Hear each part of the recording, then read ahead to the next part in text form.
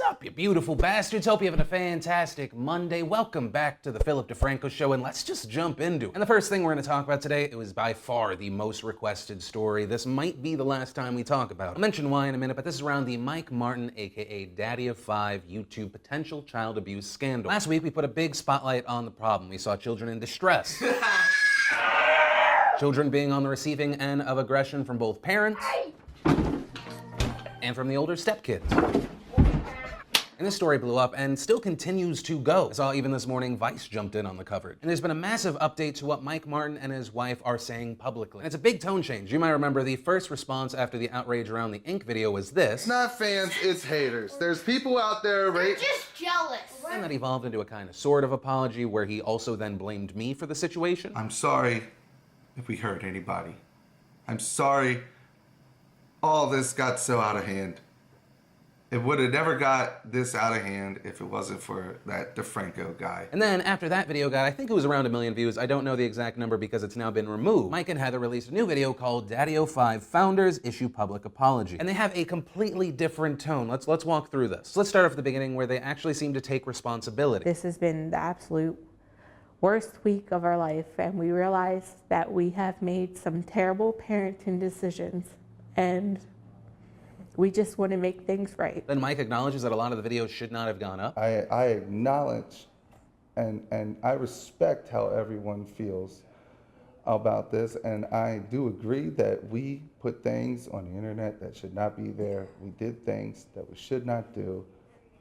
And as a mother over the last week, looking back at the videos and just thinking about things, if I didn't know the people and I saw some of those things, I would be thinking the same thing. I would be like, oh my God, those poor children. Now, for those asking why my edit of that video was so weird, it wasn't my edit. They have several of these throughout the video. Instead of doing a hard cut, they drop the audio, they do a fade out, and then a fade back in. And they do this so many times near the end of the video where it makes you wonder what it was that they cut out. But we'll keep going. Then they say this about family counseling. We are now in family counseling because we need it, not only to get through the media stuff, but we need it to come back together and have everybody, even the kids, to understand what we did wrong in all this. And the response to that has been mixed. A lot of people saying, well, good, you need to be in counseling. While many others are saying they can't tell where lies and truth begin with this family. In interviews just after the outrage, they said that they were already in family counseling. We actually have a family counselor. Cody does go to counseling, and we went to counseling as a family. Ironically, we have. So when she says we're in family counseling now, does that mean that earlier mention was a lie? Or is she saying the same thing, but she worded it poorly? We just want to give our kids back some type of normalcy. We just want them to be able to go back to school and just live their lives. I just wanted to take care of everybody. I just wanted we wanted them to be happy. We just wanted our kids to be happy, and we went about it the wrong way. We're focused on making sure that our kids don't have to deal with so much backlash from our bad decisions. And we realize now what kind of a situation we put them in. And we're just really sorry to them.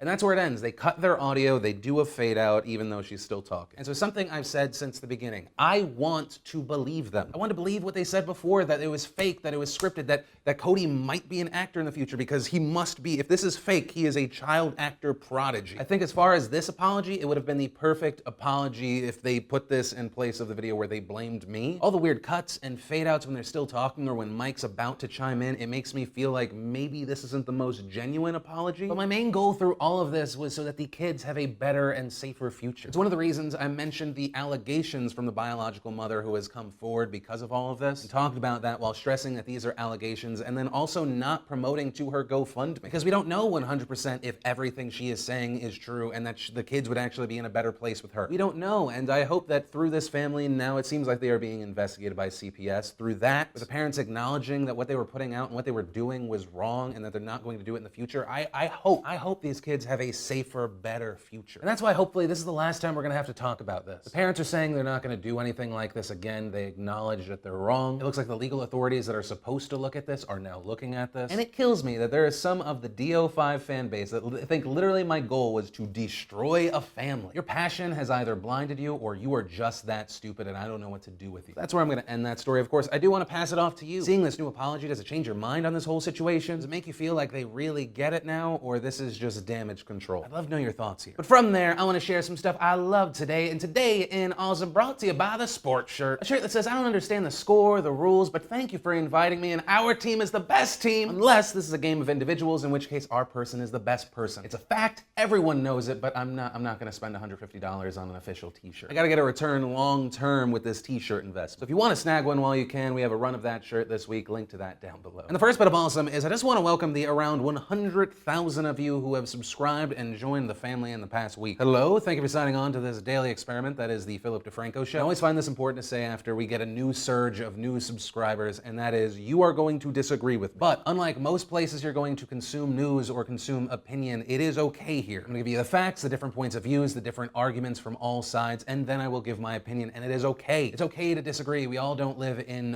one of 2 or 3 boxes. My main goal is always to inform and then start a conversation of different opinions. And if you're not okay with that, you should probably just unsubscribe now, because otherwise I am going to eventually offend you. Then in awesome, if you were a fan of the movie Avatar, which was released in 2009, has it really been that long? Wow. Well, the franchise updated their Facebook page and announced the release date of their next 4 movies. Yes, is probably what you would say if this had a 2017 or 2018 release date. The next one is not slated till December 18th, 2020. Then you get another one in 2021. Then you gotta wait 3 more years until 2024. And then just 1 more with 2025. And personally, I'm just fascinated to see how this movie is gonna do. I mean, a weird way to think of how long it's been since Avatar was released is in that time, Spider-Man will have been rebooted twice. But I am hopeful it's going to be good. I'm just interested to see how it's going to do at the box office, because if you remember, Avatar was one of the first movies to do that really high-end 3D. Then we got a new trailer for season 3 of Kimmy Schmidt. It is my favorite show that makes me happy, and then at random points throws you down into a pit of despair. So happy it's coming back. And if you want to see the full versions of everything, I just shared the secret link of the day. Anything at all. Links, as always, are in the description down below. Then let's talk about a fantastic story out of Oxford University. Actually, you know what? I need to introduce this story like I'm late night local news. Esteemed Oxford University says you may be racist and not even know it?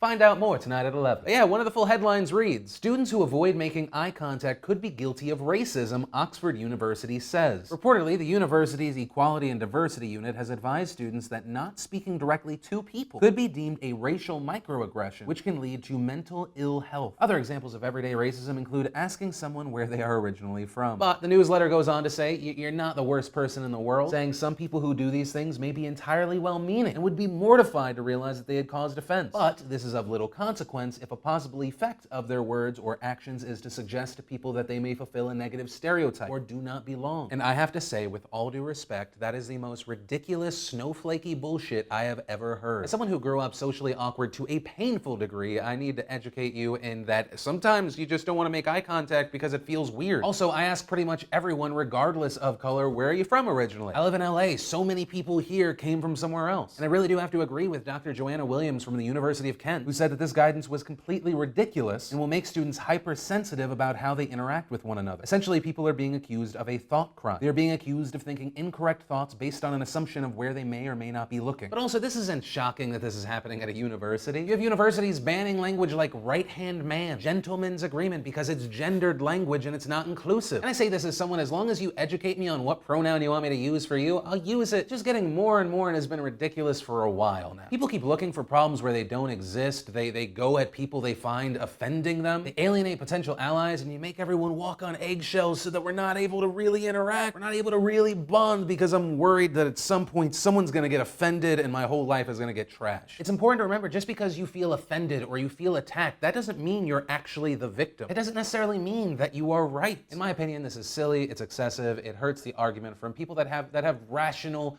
complaints about not being included. They have rational, real complaints of racism. And when you say things like, if you don't make eye contact, it could mean that you're racist.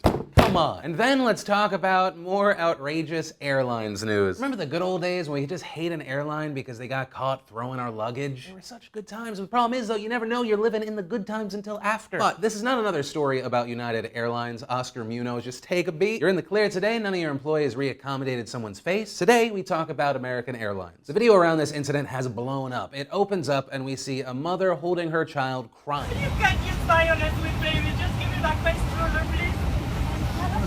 Then we hear in the background a man who said he's not just gonna sit there. I'm not going to sit here and watch this stuff.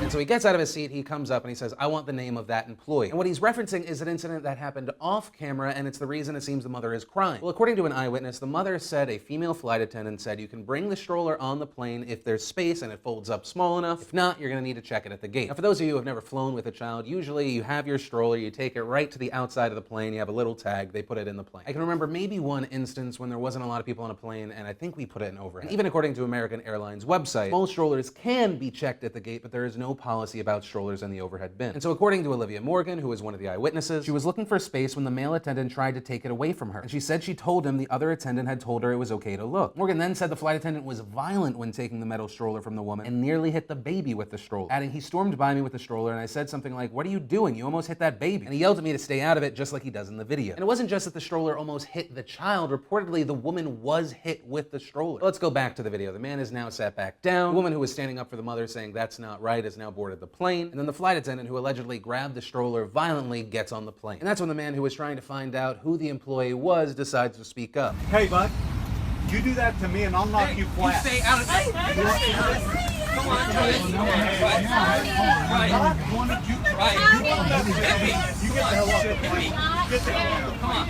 Bring it You on. try that with a man, I'll knock you out, boy. I'm not going to be Keep on silly. going right back. Tony, Yeah. Go with us where we're going. Come on. Tony, sit down. You don't know what the story is. We want to I don't care what the story is. No one's hurt a baby. It was not an accident. You keep looking at me and it shows me it's what you did to that lady. Keep it quiet. Yeah, I can see exactly what you did.